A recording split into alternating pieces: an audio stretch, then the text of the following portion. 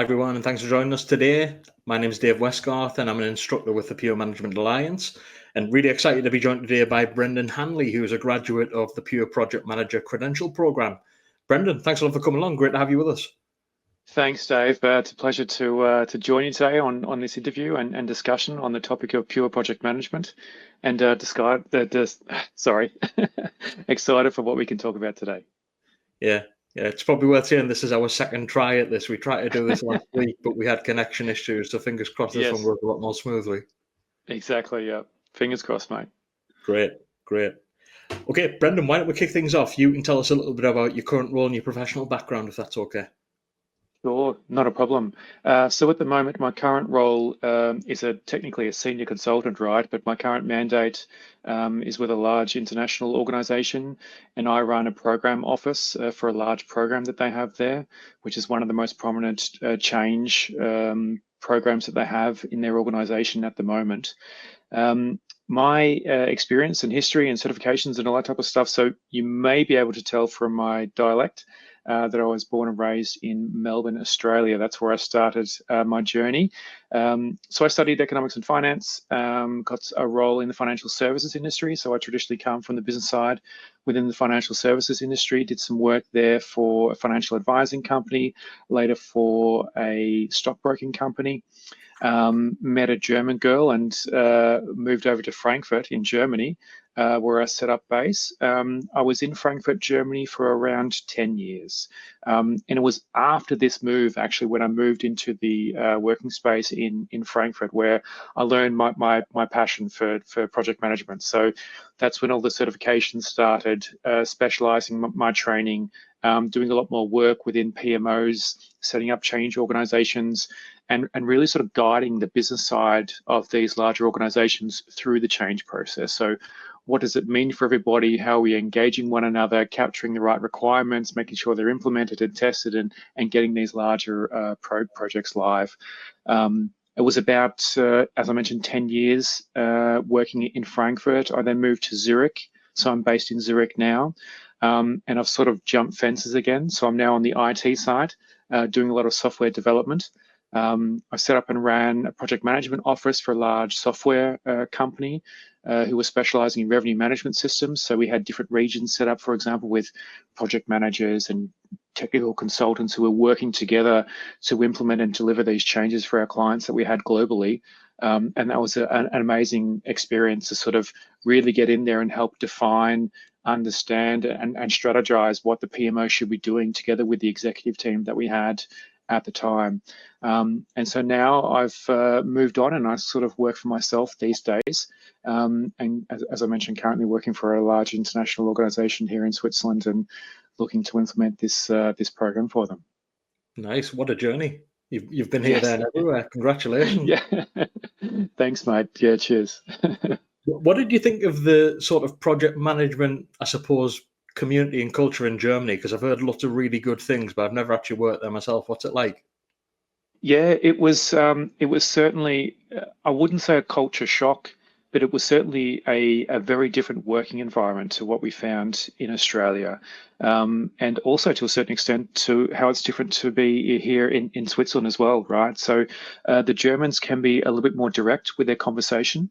So the approach to working there is very much, let's call out exactly what's going wrong. We're not going to finger point, but we will call out exactly what's wrong, and we're going to try to fix those problems as quick as we can.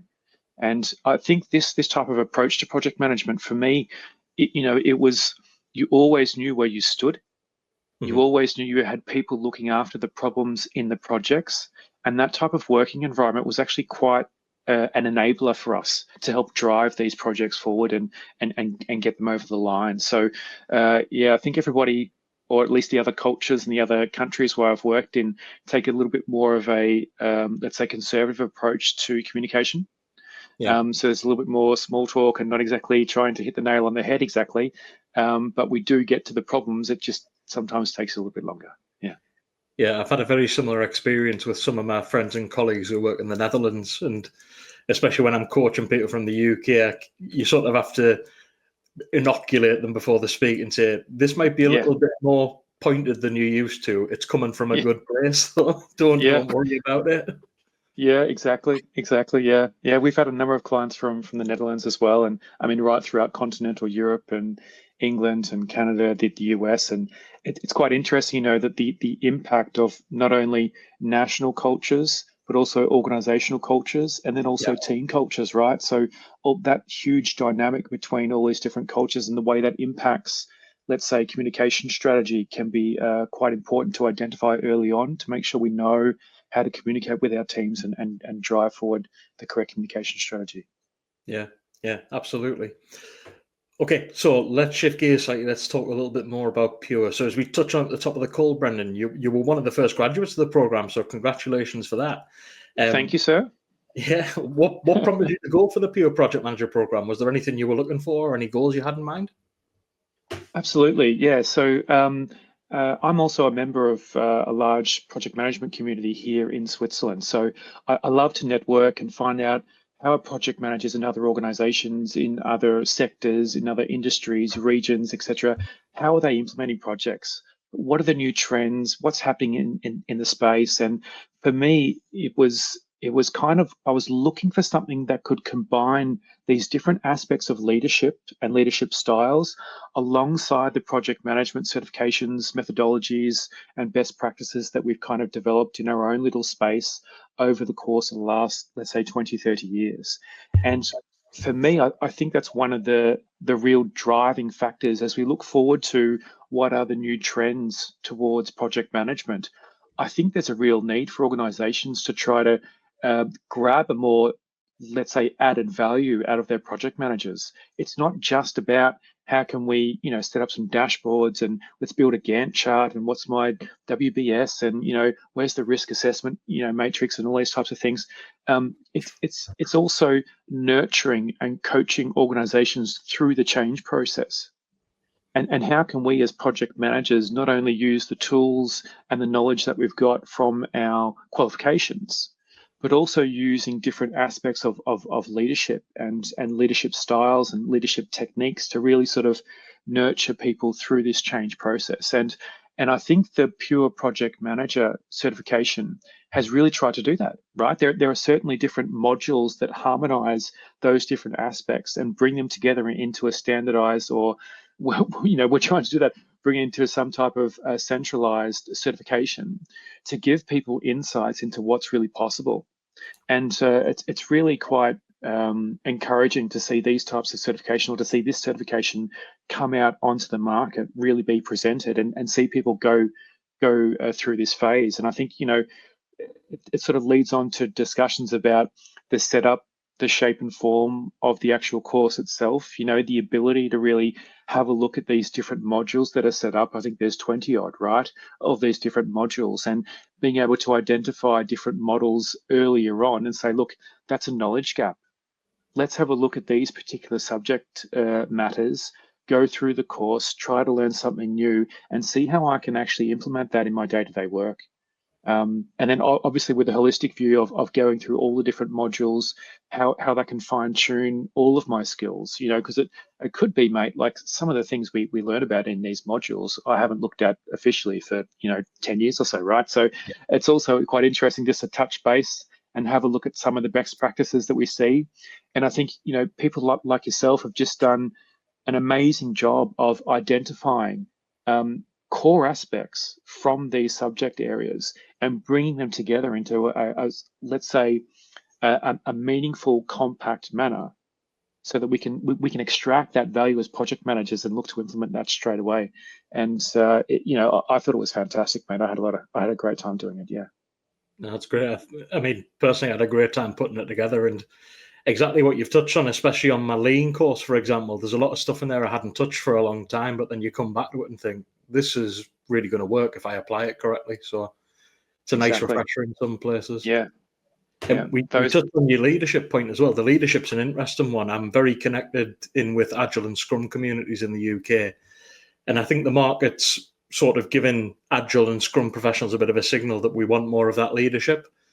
One of my hot Yes. takes is there's been a temptation to be a bit more servant than leader in the Agile and Scrum communities. And I think Yeah. that situational aspect is coming back into the fore, where servant leadership's great, but what if the situation doesn't call for that? What if we need something different? Exactly, exactly. And look, what we're also seeing now with these new insights as we develop these skills as project managers is we're able to identify key resources throughout our organizations that show these skill sets also. So we can leverage what they can do, and we're building a network of change agents throughout these organizations to really, enable these organizations to go through these transformations. And it can be incredibly challenging. Like some of the transformation projects that are coming out on the market these days are just, they're off the charts. They're incredibly complex. There's a lot of pressure from senior management and executives who are trying to perform in their own right, to develop their own organizations within companies, and move things forward. The CFOs, the CTOs, the COOs of the world. And I think from a project management perspective, if we can really work together with these stakeholders, and help them through these transformations and use the skill sets that we have, because we are the owners of this. We are the specialists in this field.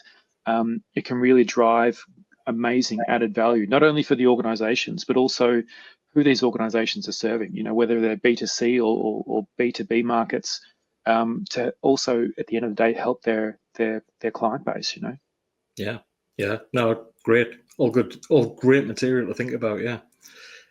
Okay, so I'll come back to Pure slightly. So, how would you describe your overall experience with a Pure program, and were there any particular modules, classes, or topics that you really enjoyed? You've mentioned leadership. Was there anything outside of that that really spoke to you on it? Yeah, I think generally speaking, for me, the course was set up pretty much spot on. We're all trying to juggle quite a number of different things in our private lives, in our professional lives, and so finding time to do these types of certifications to upskill, is can sometimes be a bit of a challenge. So for me, it was very pleasant to see that I could sort of, manage my own time. So I had access to the modules. I could go through all the literature, watch all the videos, study the content, take my notes, go back through it all a few times, and then sit the final tests and exams. And so just from a format perspective, it was very comforting to see that type of setup so that I could really manage my own time. Um, I think one of the more exciting aspects, but also challenging aspects of the project management space, generally speaking, is the impact of artificial intelligence. Yeah. And artificial intelligence, it's everywhere. Everyone's talking about it. Everyone's trying to build it into their organizations. They're trying to leverage it for their digital services. And it's going to infiltrate the project management space more and more and more.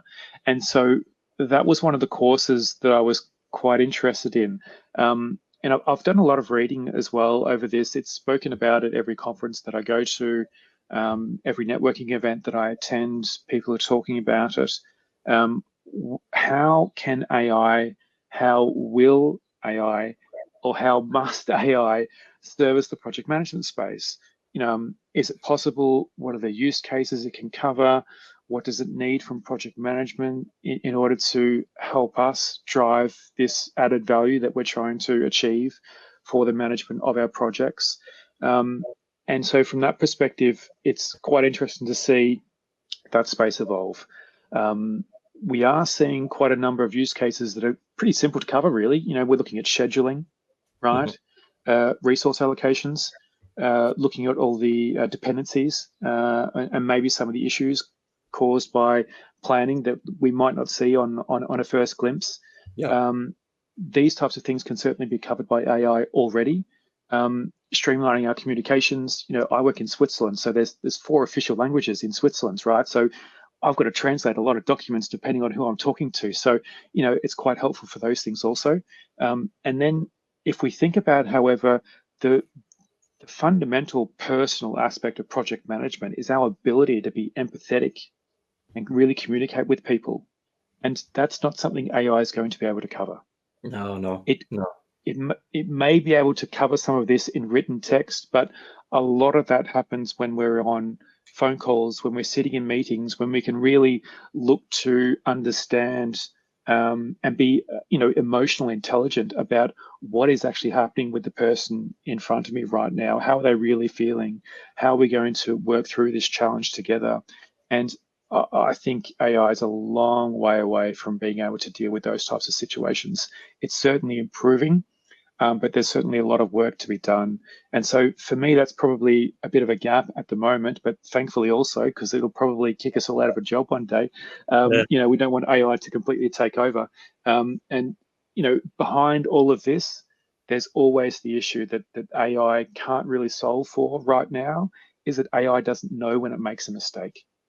So you always still need somebody there to make sure that whatever output is generated from it, that we can check it, control it, and make sure it's fit for purpose before things go out and are automatically communicated to certain senior stakeholders. I think you could imagine what could possibly go wrong. So we've got to keep a close eye on things. And I think also a lot of software developers, software organizations are going to try to push the boundary a lot. And so for us, I think we need to try to keep pace to a certain extent, and where we can start to really collaborate with some of these organizations and say, listen, this is what we're actually trying to do.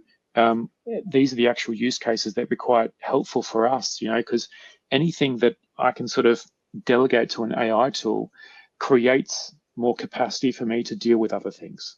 Right. And maybe that's probably part of this journey and part of this adaptation, is to find out what can we sort of delegate off to an AI tool as opposed to standard automation or other resources, and really free up some capacity so that we can start to have some of these other conversations.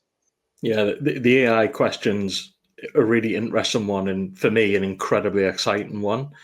And I think the really nice thing you're seeing now over the past 2 to 3 years, I would say, it's been really, really hyped around it's going to replace everyone. Everyone's finished.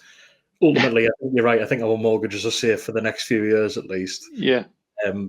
But it's the discussion and the community seems to be settling in a place which is much more sensible to me, that AI is going to be a very powerful enabler, but not necessarily a replacement for a lot of roles.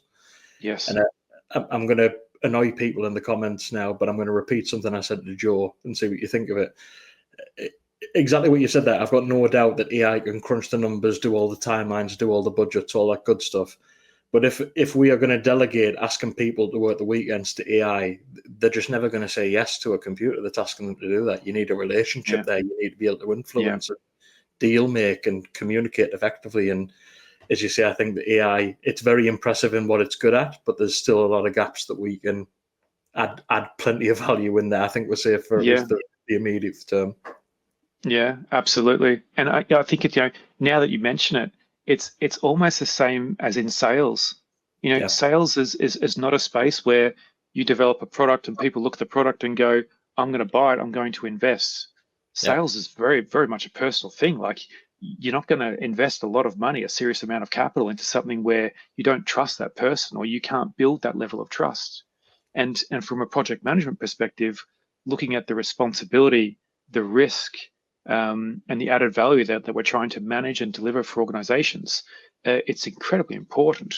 And I don't think organizations and CEOs, CFOs of the world are going to just handball that over to an AI tool. I can't see it happening, at least not for the next few years, mate. Now, earlier in my career, a long time ago now, I worked in a call center for a long time. And that was, anyone that's worked in a call center will know the culture's far from perfect. But there was 1 month we were there with missed sales targets, and one of the thinly veiled threats from the leadership was, if we can't improve the numbers within the team, we'll set an automated line away and see how that does. But exactly as you said there, people don't buy from computers. They buy from relationships, especially when it's sort of high cost, high value stuff. Exactly.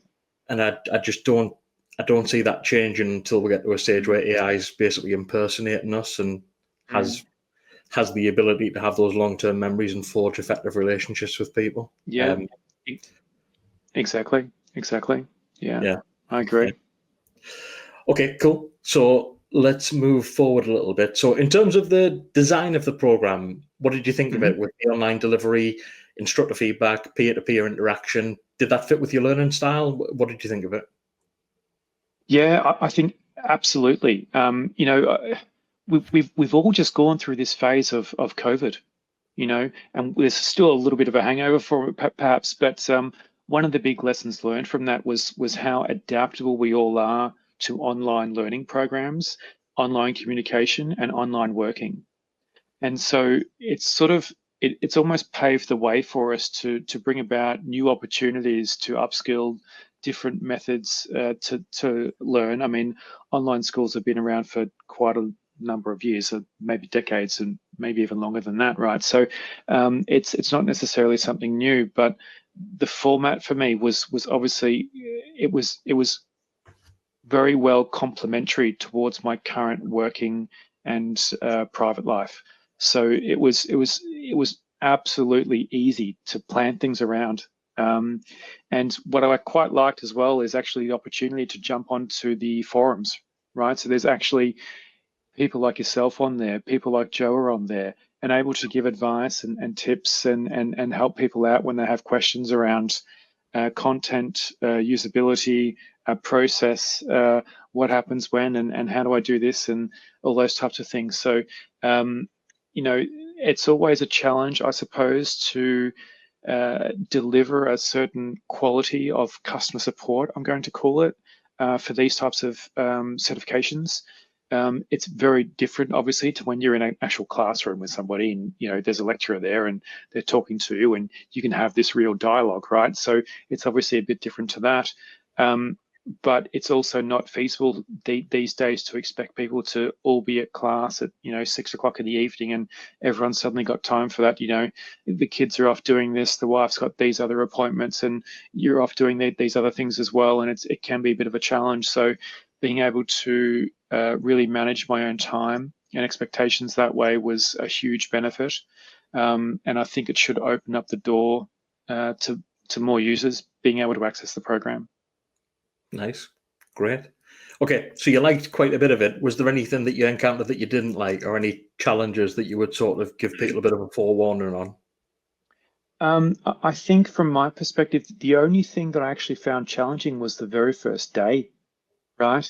Which is sort of like you're just trying to figure out the UI and how it works. And so you log in for the first time, there's all these different modules sitting there. And I'm like, which one do I start with? Which one do I start with? Is because obviously there's, with every program you do, there's always a clear set of modules. One goes after the other. They all link together. There might be some dependencies built in. And so for me, it was just sort of coming to that understanding of, Brendan, it's okay. You can do whatever module you want, schedule it for whenever you want, and just go through them all. And at the end, you do the exam. So that was probably the only challenge I had. I didn't quite grasp that concept when I signed up. That was the only challenge I had. The rest of it was, it's super easy. I mean, we've all been working with online applications now for a number of years, especially in the digital space if we're working as project managers. So it's super easily user-friendly and easy to follow. So from that perspective, no dramas at all. No, that's great. You're right. When you first log in, you think, Jesus, this is a lot of classes. Where do I start Yeah, here? exactly, yeah. And a few of us, we need to think about how we share this more openly, I suppose. But a few of us have put together some tools to help you sort of prioritize your learning and think about, what do I want to do first? What do I want to sort of slow in on? And just make sure you're getting the most value for your time investment. Because as you say, it's almost overwhelming when you first look at it. But when you take that outlook of, I've got a long time to work my way through this and I don't necessarily need to rip through it straight away, that's probably the best way to think of it. Absolutely. Absolutely. Yeah, great. Okay, so you've completed the program now. Have you noticed any ways that it's influenced your day-to-day work as a PM or the consultant role that you're running now? Absolutely. As we were talking about at the start of our conversation, I think one of the cool things about this course is a lot of the modules they're not only jumping on lessons learned over the last, let's say, 5 to 10 years about what's been adapted, what's new, what's been enhanced with these different modules and subject matter, but they touch on the core essentials, and sometimes we forget them, and so just being able to touch back on those, I've noticed my ability to really review and manage risks has certainly increased. I'm looking a lot better at lessons learned You know, it's one of those funny things, postmortems and lessons learned. It sounds like one of those simple things that happens in project management, but it can drive such added value for project teams if we actually look and review these things before we start a project. And you know, just having a little trigger in the back of my mind that perhaps there may have been one or two projects where that didn't take place. It was just nice to maybe touch base on some of those fundamentals again, just to make sure I'm still doing the right things to you know, to drive these project teams forward. Yeah, you're right. It's always I don't want to say embarrassing, but it's a little bit cringy when you look at your performance, say 3 or 4 years ago, and you think, Jesus, how did I ever get this job in the first place? Yeah. How did we deliver this project, eh? yeah. How did I get through that when I didn't know what I didn't know at the time and all that? Yeah, exactly. Definitely, yeah. Yeah. I suppose another question, and this is always a bit of a funny one, but do you think that your colleagues, your customers, have they noticed anything different around your approach or the way that you lead projects since you've done Pure?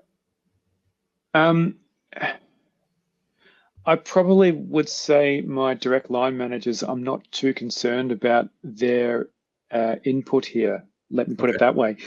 We have quite an open relationship, and one of the things I love about project management is the creativity aspect of it. Having the creativity kind of run and manage your projects how the project manager sees fit. And I suppose almost coming back to one of these very original types of topics is there's so many different project management methodologies out on the market now. Which project methodology is going to be best suited for this project, for these stakeholders, for these deliverables? Bingo. Right? Bingo. I talk about this all the time. Yeah. And, you know, I think that's one of the things that sort of triggered me again was going through these modules. I can't remember exactly what it's called. I think it was hybrid project management, where we were talking about the ability to really identify what are you trying to do? Yeah. Who are the stakeholders? What are you working with? What is this? What is the structure of the tools or the requirements or the project that you've been given? And therefore, what is the best suited project methodology suited towards this actual project? And a classic example is the program I'm running right now. We had some other members of staff come through and share their ideas about what they wanted to do. And everybody said, let's do Scrum, let's do Scrum, let's do Scrum. And I actually came in a little bit later towards this program to sort of take hold of things and bring in the structure and set things up in a bit more of a professional manner. And I had a look at things and it was like, guys, you're not creating a product. Like there's no product here. It's all data. It's a data-driven project. So what's your product owner going to do? How are you going to define your product? You don't have one, right? You're taking data, we process it, we refine it, we aggregate it, we sort it, and then we derive statistics from it.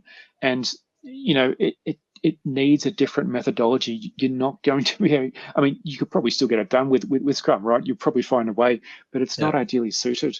And so I think from that perspective, seeing that type of leadership come through and just being able to make that call and also ground that call in an understanding that everybody can sort of grasp and say, okay, we get it now. I think we were heading down the wrong path. So good that we've got Brendan here to sort of help us out a little bit, you know. So we've certainly seen areas like that improve. A few areas I touched base on earlier as well around managing risks, dependencies, things like this. I think dependencies become super important when you're running programs. Yeah. You know, programs with all the different projects that are running, sometimes the projects have their own working streams as well. They're like programs with inside programs with inside programs. It's just, you know, the hierarchy of all these things can be a bit crazy. So that aspect of dependencies can be super powerful.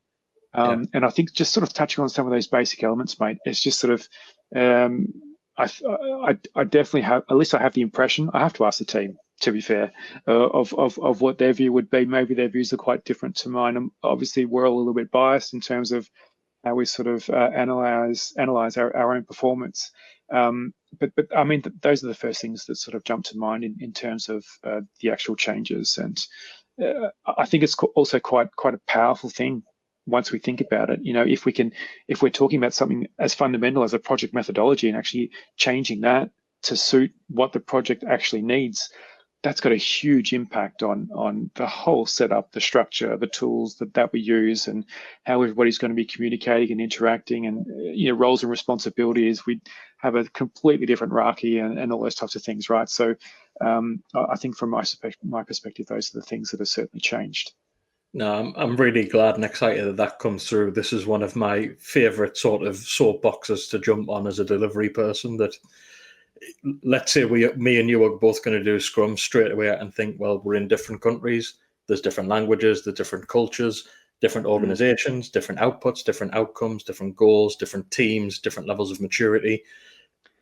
Why would you think that the Scrum that I'm going to leverage in this project would be anywhere close to what you're going to leverage? It seems elementary to me that we should expect these things to be different, and we need expert practitioners to come in and give a level of skill and experience to this. Yeah, exactly. Yeah, and I think that's one of the powerful things about this entire program, is that we get to see all these great elements of these project methodologies brought together into a single certification to give us really the skill set and the insights we need to start to make these decisions. Yeah. Okay, so you've mentioned the certification a couple of times, and you've teased that you're part of another couple of project management communities. So how does your experience with Pure stack up to other certifications or credentials that you've ran with? Any key differences, anything you liked, anything you didn't like? Yeah, it's an interesting question. I've got a number of different other certifications. I won't have time to go through them all today because I think we'll run out of time. But if I'm to stack them next to one another and talk about the pros and cons and what did I like and what didn't I like, one of the things I certainly liked about the Pure Project Management certification and the entire process, and we've touched base on this already in today's conversation, is the ability to really plan the learning around all these different modules. But what I also like is the the broader breadth of subject matter that's covered. We're not just talking about one particular project methodology. We're not just talking about one particular tool. We're not talking about a certain grade of this methodology. If we talk about a Scrum Master, an advanced senior Scrum Master, and all these different types of things, right? There are different sort of aspects of all these things. Kanban does the same thing, and there's PMO, there's PMP, and they all have different tiers of what you can study and learn, and those types of things. And I think what's very cool about the Pure Project Management certification is it brings in so much different content, but really is able to identify the core elements of each methodology and bring it into a language and a learning method that's easy to follow, easy to understand, and gives us as students the ability to go back and also review that content over and over again until we feel comfortable enough that we can sort of sit an exam and be challenged on what we've learned. And I think it's a great method to really drive a broad understanding of all these different methodologies and bring it into a centralized certification. Yeah, totally agree. And I'm going to annoy people in the comments. I've talked about this on every call I think I've done on this, but the diversity of perspectives that's available to you in Pure, to me, is one of the real value adds of this program. I can think of a couple of instructors, for example, people like Jeremiah, Robertine, and Jim Chambers, very, very good at what they do, incredibly gifted communicators. I can't necessarily do what they can do, but I can steal a lot of good ideas that are working for them and bring them into my approach, which I think is one of the really nice things about Repurpose and what they do and making it suit your style and your initiatives. Absolutely. Yeah, I couldn't agree more. Cool. Okay, we're getting right towards the end, so let's try and close this out with one final question. Sure. So, two-parter. Would you recommend this sort of credential program to others in your field? And if so, what would you say to someone who's right at the start of their Pure credential journey and who's considering going for it? Sure. I've already started to recommend the course to a number of my colleagues, and also the entire department where I'm based at the moment. I'm working as an external contractor at that organization, but through the experience and knowledge that I've built up over the years, we're working together to understand what could be the ideal methodology or certification to really help their project managers locally drive forward change management within this organization. And because I see so many benefits, once you've been around the world, I suppose, but also had an opportunity to study a lot of different methodologies, I think you're in a good position to be able to make that judgment call. I would probably say to somebody who's starting out with the pure project management certification, I think you could probably break that down into two different areas. One of them being you're fresh into the project management space, so you've probably not necessarily studied any other methodologies or certifications before, versus somebody who's a bit more experienced, has probably studied multiple project management methodologies, and is looking to enhance their own understanding of the project management space. And I suppose for somebody who's new, it's a very unique opportunity, because you're essentially taking the, as we say in golf, it's the tiger line, right? You're going straight over the dog leg, straight over the trees. You don't need to go and study all these other different certifications. You can come straight here, everything's centralized. You can get the best of everything that's out there at the moment. And also, as we mentioned at the start of the call, adapt to some of these leadership techniques to really understand how leaders within organizations bring about change as well. And so I think those elements would be quite interesting for somebody who's new. And as we've been talking about today as well, for somebody who's more experienced and has done quite a lot of certifications, it's refreshing all of that. It's combining them all together. It's understanding not only what the founding elements of this subject matter across all the different certifications is, but what are the best aspects of them? Let's bring them all together, combine it with the leadership styles and techniques, and revamp the project management space to take it to the next domain, right? To take it to the next chapter, because project management is going to evolve. It needs to evolve. I think if we stay too static, we will kind of lose a certain aspect of our added value for organizations. So let's stay on top of things. Let's continue to push things forward. And I think the pure project management certification has done a fantastic job in doing so. That's great.